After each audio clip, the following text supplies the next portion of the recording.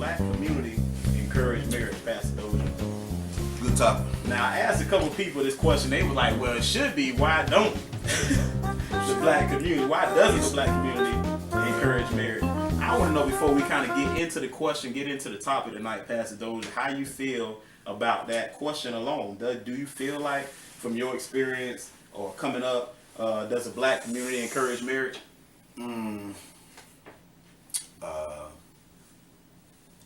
I think I have to say no.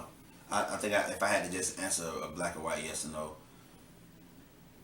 I think the question could be a little bit more detailed. Does the black community today encourage marriage? And the answer would be no.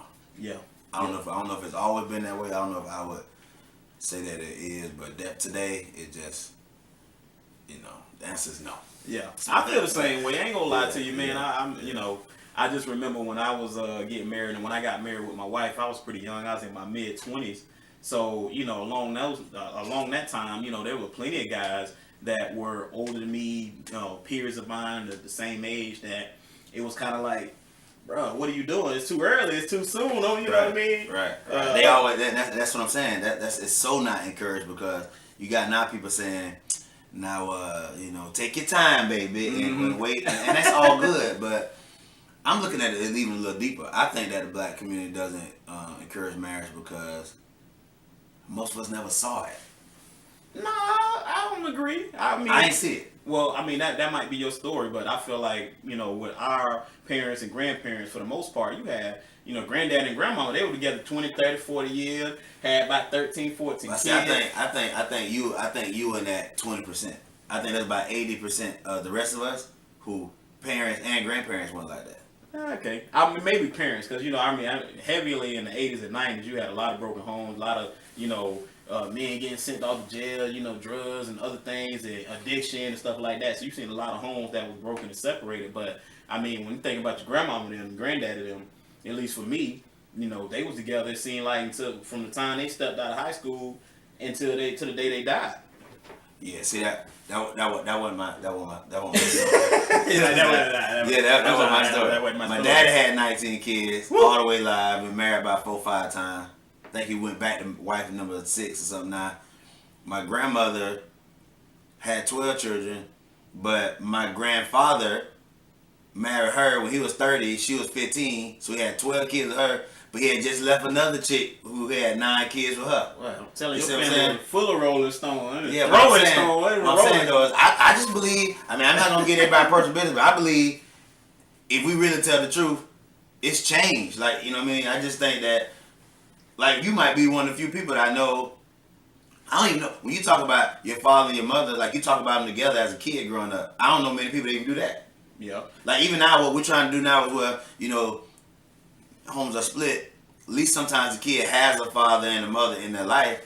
That's extinct. You know what I mean? So to say black community pushing marriage, we black community don't promote marriage to me. Not today. Right. You know what I mean? I feel, with everything you said, it has some truth to it. It just depends on, where you are in life and, where you lined up as far as your story in terms of, like you said, your situation where there wasn't really a family dynamic. No. My situation, there was that family dynamic. I just don't know, like, where it actually all started. Because, as I said, like, you had certain, I don't know if it's 20%, you know what I mean, where you said, okay, that's, the 20%. I feel like the number was higher when you had, the older generation, those coming up in the 60s and the 70s. No, you're absolutely right. And in the 70s, I was 80-20. So, I'm saying, though, around 1970 come in, most of the children that was born out of the 70s, they didn't grow up with it. Yeah. 20% of the black community grew up with father and mother in the house. Now, I'm not going to say that number is a lot higher because we all had father and mother, but you want a few. I'm telling you, I know people that said, man, my mom and dad wasn't together. Like, I've never had my mom and dad together. Like, they weren't like they divorced when I was 10 or 12. My dad was married to another lady. And what it was. You know what I'm saying? So, and true indeed, you know what I mean?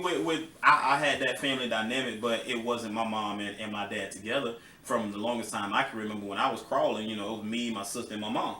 You know what I mean? So I can say for me that there was always that desire to have that family dynamic.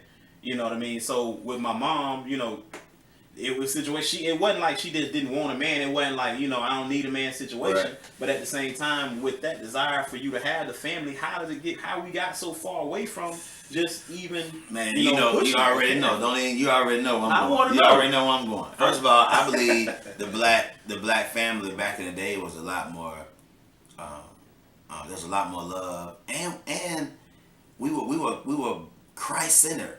Like, I mean, if you look back to all our grandfathers and grandparents, their story was different, man. You know, not, and I'm not trying to, you know, I know I'm not on here just to be preaching, but man, church was not an option. That was the foundation. Like, the church used to be the foundation of the community. True. So of course, black communities would support marriage because church was more involved in the community. It was like, and so we was rooted better. You know what I mean? Like, right.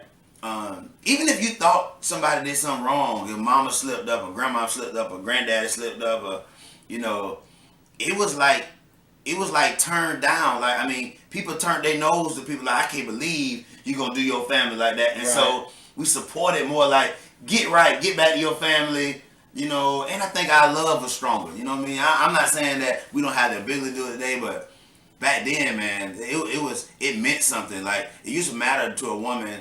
A woman wanted to be a good wife and a good mother before she died. That was a goal.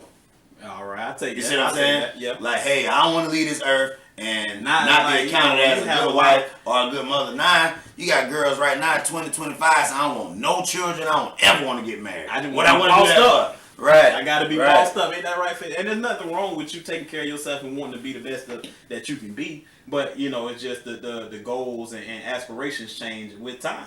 Yeah. And I do think, in addition to what you're saying, because everything you're saying is factual, I think that because everybody's so focused on building their brand, building, you know, what they're able to their image and all of that, it takes away from those aspirations of being a mom and a mother, because it's like that's slowing me down. Like, that ain't gonna make me money. That ain't gonna make me bread. That ain't gonna put me in the forefront of, you know what I mean. I don't know. I think all that's true. I think all that's true, but so.